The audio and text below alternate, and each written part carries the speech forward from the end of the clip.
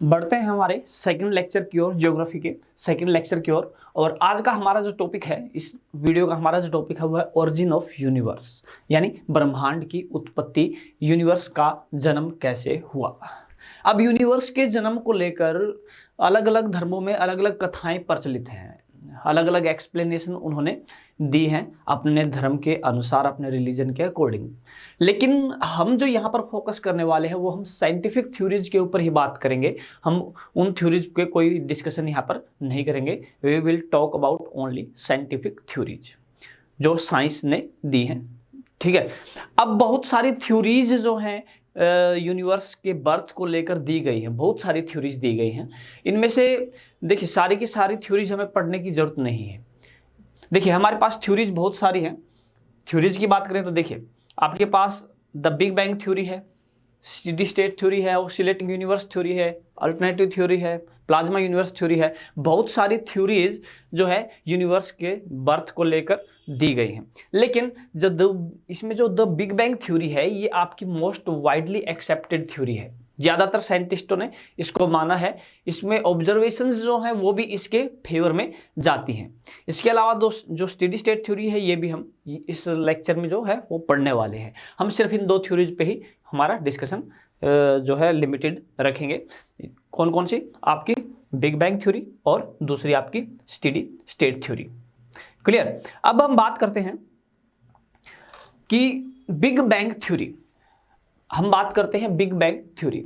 अब big bang theory की बात करें तो सबसे पहले इनसे रिलेटेड जो पर्सन है उनके बारे में हम बात कर लेते हैं, क्योंकि आपके एग्जाम में डायरेक्टली यही पूछा जा सकता है कि किसने दी ये थ्योरी, कब दी। ठीक है, इन सब के बारे में यहाँ पर वो पूछ सकता है। तो देखिए बात करते हैं, सबसे पहले हम बात करते हैं हमारे पास जॉर्ज हेनरी लेमेत्रे के बारे में। जॉर्ज हेनरी लेमेत्रे, जैसा कि आप देख पा रहे हो, जॉर्ज हेनरी लेमेत्रे कौन थे? उन्होंने जो है फर्स्ट सजेस्टेड ये जो थ्योरी दी थी, उन्होंने सबसे पहले किसने दी थी? George Lemaître. George Henry Lemaître इनका पूरा नाम है। 1920 में उन्होंने ये सुझाव दिया था, ये सजेस्ट किया था कि यूनिवर्स का जन्म एक बिग बैंग के थ्रू हुआ, एक बिग बैंग से हुआ। तो ये कौन थे? ये एक प्रोफेसर थे, फिजिक्स के प्रोफेसर थे, एक एस्ट्रोनॉमर, इसके अलावा ये एक कॉस्मोलॉजिस्ट भी थे। देखिए क्या होता है कॉस्मोलॉजी क्या होता है? कॉस्मोलॉजी जो होता है, ध्यान रखिएगा ये आपके इंग्लिश में काम आ सकता है।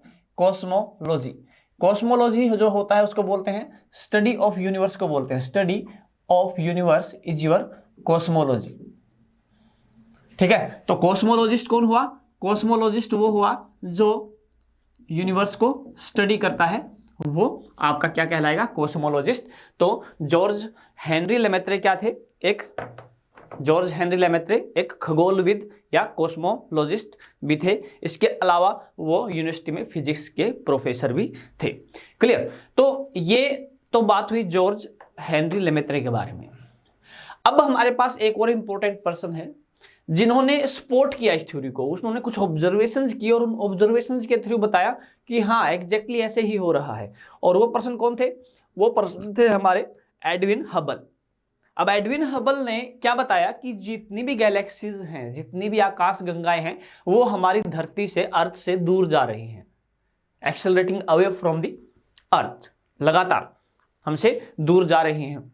अब उन्होंने ये कैसे बताया? उन्होंने ये जो ऑब्जर्वेशन बताई ये डॉपलर इफेक्ट के माध्यम से बताई। उन्होंने किसका यूज किया? डॉपलर इफेक्ट का प्रयोग करके इसके बारे में जानकारी दी, इसके बारे में बताया, जिसके बारे में हम आगे अभी फर्दर पढ़ेंगे थोड़ी देर में। क्लियर। तो एडविन हबल और जॉर्ज हेनरी लेमेत्रे ये दो इंपॉर्टेंट नाम हैं जो इस बिग बैंग थ्योरी से जुड़े हुए, इनका आपको ध्यान रखना है। क्लियर। चलिए अब हम आगे बढ़ते हैं। अब बात करते हैं कि जो ये बिग बैंग थ्योरी है ये क्या कहती है? बिग बैंग थ्योरी कहती क्या है? देखिए बिग बैंग थ्योरी के अनुसार, इसके अनुसार क्या है कि 13.8 बिलियन ईयर्स एगो, यानी 13.8 अरब साल पहले की अगर बात करें, 13.8 अरब साल पहले की बात करें तो जो यूनिवर्स था वो क्या था, एक छोटी सी बॉल था जिसका डायामीटर यानी व्यास की बात करें तो ये कुछ mm में ही रहा होगा, मिलीमीटर्स में। अब ये जो बॉल है इसकी डेंसिटी बहुत ज्यादा थी और इसका टेम्परेचर भी बहुत ज्यादा था। क्या है, डेंसिटी भी बहुत ज्यादा है और टेम्परेचर यानी तापमान भी बहुत ज्यादा है, घनत्व भी बहुत ज्यादा है और तापमान भी बहुत ज्यादा है। तो 13.8 बिलियन ईयर एगो यानी 13.8 अरब साल पहले यहां पर क्या होता है, एक विस्फोट होता है जिसको नाम दिया गया किसका, जिसको नाम दिया गया बिग बैंग का। बिग बैंग का नाम दिया गया यानी महाविस्फोट का नाम दिया गया। क्या नाम दिया गया इसको, महाविस्फोट का नाम दिया गया। अब जब ये महाविस्फोट हुआ तो यहां से कुल मिलाकर 4 चीजों का जन्म हुआ। यहां पर कुल मिलाकर जो है वो 4 चीजों का जन्म हुआ। वो 4 चीजें कौन कौन सी थी, जैसे आप स्क्रीन पर देख पा रहे हैं। It is energy, time, space and matter. Energy जो थी स्टोर किए हुए थे वो रिलीज हुई। टाइम की बात करें तो टाइम वहां से काउंट होना स्टार्ट हुआ, जिस टाइम ये बिग बैंग हुआ वहीं से टाइम की काउंटिंग स्टार्ट होगी कि 0 सेकंड से अब टाइम स्टार्ट हो रहा है। इसके बाद मैटर पदार्थ बना और इसके बीच में जो गैप था, पदार्थ के बीच में जो गैप था वहां से हमारा स्पेस यानी स्थान का जन्म हुआ। तो कुल मिलाकर हमारे पास क्या हुआ, ये 4 चीजों का इस बिग बैंग के बाद जन्म हुआ, बर्थ हुआ। ये भी आपके एग्जाम में पूछा जा सकता है। तो किस किस का जन्म हुआ, किस किस का बर्थ हुआ आफ्टर बिग बैंग, तो ये 4 पॉइंट आपको याद रखनी है, 4 चीजें याद रखनी है। एनर्जी, टाइम, स्पेस, मैटर, ऊर्जा, समय, स्थान और पदार्थ, इनके बारे में आपको याद रखना है। क्लियर। अब बात करते हैं सीक्वेंस के, सीक्वेंस पे बात करते हैं। तो देखिए first second, with in first second क्या हुआ। जब पहले सेकंड की बात करें तो क्या था, कुछ फंडामेंटल पार्टिकल्स थे, कुछ फंडामेंटल पार्टिकल्स थे और कुछ एंटी पार्टिकल्स थे, कुछ एंटी पार्टिकल्स थे। फंडामेंटल पार्टिकल हिंदी में बोलते हैं मूल कण और एंटी पार्टिकल को बोलते हैं प्रतिकण। तो हुआ क्या, उस फर्स्ट सेकंड में क्या हुआ, जैसे +2 और -2, ये फंडामेंटल पार्टिकल है, ये एंटी पार्टिकल है, दोनों मिलेंगे क्या बचेगा, 0, कुछ भी नहीं बचेगा। तो क्या हुआ, पहले सेकंड में ये प्रोसेस चलती रही, क्या, पार्टिकल और एंटी पार्टिकल मिलते रहे और एक दूसरे को से टकरा के खत्म होते रहे, कोलिजन हुआ और खत्म हो गई, एनिहिलेशन होता रहा, नष्ट होते रहे। लेकिन 1 सेकंड के बाद क्या हुआ, 1 सेकंड का जब टाइम कंप्लीट हो गया, यूनिवर्स का जब कह सकते हैं कि एज क्या होती थी, जब 1 सेकंड थी, तो उस टाइम पे क्या हुआ, उस टाइम पे जो मैटर है यानी फंडामेंटल पार्टिकल है, फंडामेंटल पार्टिकल कौन सा होता है, जो किसी और से मिलकर नहीं बना है, बेसिक, सबसे बेसिक मटेरियल आप बोल सकते हैं, सबसे बेसिक पार्टिकल, ठीक है, जो अपने आप पैदा हुआ हो उसको बोल सकते हैं, ठीक है। तो क्या हुआ, वो 1 सेकंड के बाद जो फंडामेंटल पार्टिकल था उसने क्या किया, डोमिनेट किया और क्या है, एक्सेस में बच गए।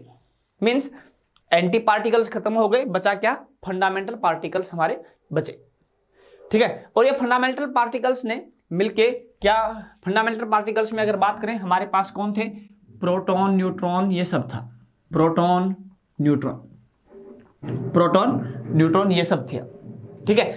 अब क्या है कि प्रोटॉन न्यूट्रॉन तो थे लेकिन टेम्परेचर क्या था, बहुत ज्यादा था अभी भी यूनिवर्स का, और बहुत ज्यादा टेम्परेचर होने की वजह से कोई भी न्यूक्लियस नहीं बन पा रहा था, नाभिक नहीं बन पा रहा था, ठीक है।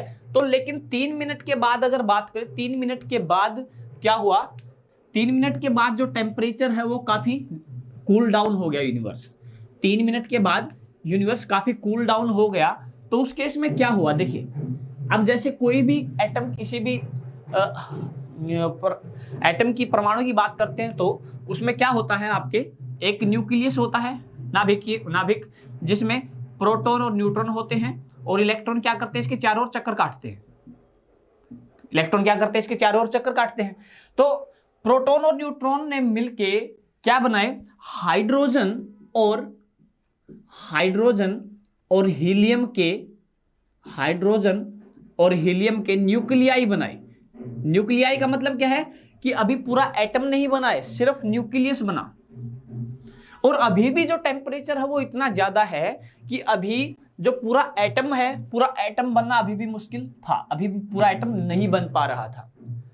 तो पहला एटम जो हाइड्रोजन का बना उसको कितना टाइम लगा? 3,80,000 वर्ष बाद, 3,80,000 सालों के बाद पहला हाइड्रोजन एटम बना, पूरा न्यूट्रल एटम, यानी न्यूक्लियस प्लस इलेक्ट्रॉन जो उसके चारों ओर चक्कर काट रहे हैं ऑर्बिट में।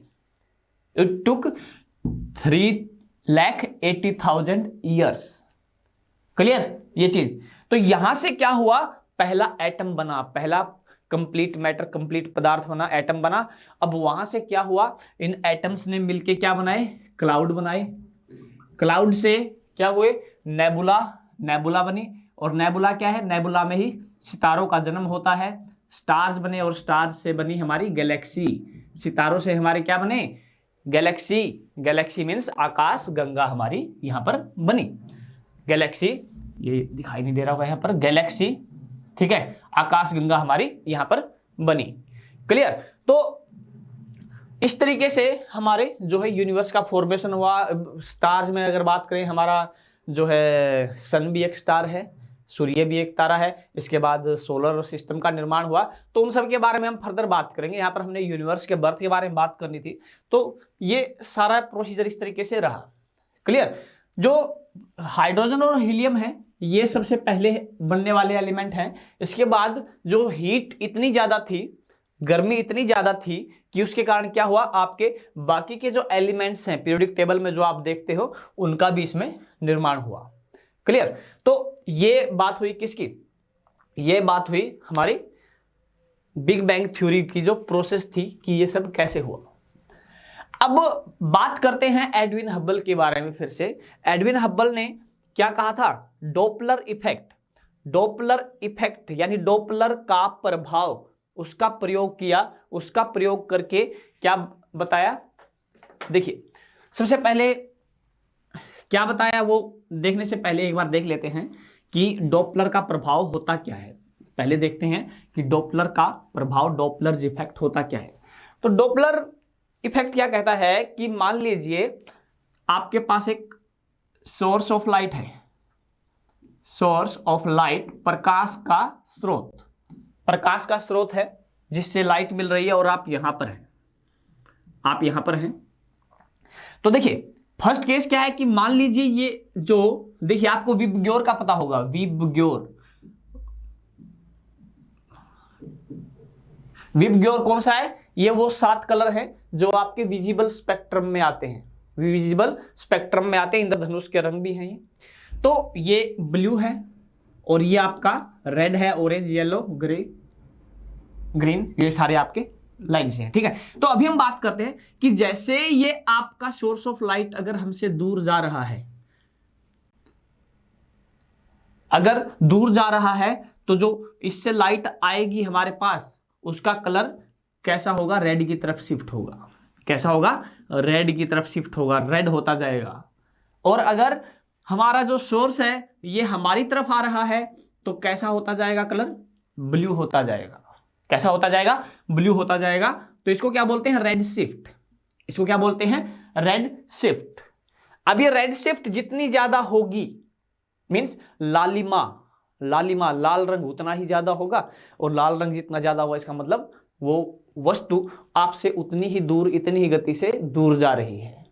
तो हब्बल ने अपने टेलीस्कोप के थ्रू क्या देखा? उसने देखा कि अर्थ से देखने पर जो गैलेक्सीज है, अलग अलग गैलेक्सीज को अगर हम देखते हैं, ऑब्जर्व करते हैं, तो उनका कलर कैसा हो रहा है? लाल होता जा रहा है, रेड टर्न होता जा रहा है। इसका मतलब वो अर्थ से क्या हो रही हैं? लगातार दूर जा रही हैं, दूर जाती जा रही हैं। जितनी ज्यादा लाल मतलब उतनी तेज गति से वो हमसे दूर जा रही हैं। ठीक है? तो ये क्या है? डॉपलर का प्रभाव है, और ये उन्होंने ऑब्जर्वेशन दी, एडविन हब्बल ने। ठीक है? एडविन हब्बल ने ये ऑब्जर्वेशन दी, इसीलिए इसको हब्बल्स लॉ भी बोला जाता है, हब्बल का सिद्धांत भी बोला जाता है। तो ये क्या था, बिग बैंग थ्योरी को इसने काफी सपोर्ट किया, इस कंसेप्ट ने, इस सिद्धांत ने, ठीक है। तो इसीलिए ये मोस्ट वाइडली एक्सेप्टेड थ्योरी भी आपकी है, अगर यूनिवर्स के जन्म को लेकर, यूनिवर्स के बर्थ को लेकर अगर हम बात करें तो। क्लियर। तो ये तो बात हुई बिग बैंग थ्योरी की। अब हम बात करते हैं, देखिए बहुत से साइंटिस्टों ने अलग अलग थ्योरी दी, जरूरी नहीं कि एक थ्योरी है तो सभी एग्री होंगे इस बात पे, ठीक है। क्योंकि इतने साल पहले 13.8 बिलियन ईयर्स यानी 13.8 अरब ये उम्र है यूनिवर्स की, और उस टाइम पे क्या हुआ एग्जैक्ट बताना, एग्जैक्ट प्रूफ देना, सारी चीज़ें बहुत मुश्किल होती है। तो इसीलिए सभी ये चीज़ एज्यूम करें, ज़रूरी नहीं है, ठीक है। सभी इन चीज़ों को माने, ये बातों को माने, ये ज़रूरी नहीं है। तो ऐसी एक थ्योरी है स्टेडी स्टेट थ्योरी, स्थायी अवस्था सिद्धांत। अब स्थायी अवस्था सिद्धांत का मतलब जैसे नाम ही बता रहा है, स्थायी, स्थायी अवस्था मतलब ये कहता है कि जैसे इसमें फ्रेड होयल, नाम याद रखिएगा, फ्रेड होयल, इन्होंने बोला कि क्या है, जो गैलेक्सी या स्टार कुछ भी है, जो जिस जगह पे है वो उसी जगह पे था पहले भी और अब भी उसी जगह पे है, उसमें कोई भी चेंजेस उनकी पोजीशन में ना तो कभी कोई चेंज आया है, नहीं पोजीशन में, नहीं उनकी अवस्था में, उनकी स्टेट में कोई चेंज आने वाला है। तो ये थ्योरी कौन सी है, हमारी स्टेडी स्टेट थ्योरी है। क्लियर। तो ये हमारा कंसेप्ट था इसको स्टेडी स्टेट थ्योरी को लेके। तो इसके बारे में हमें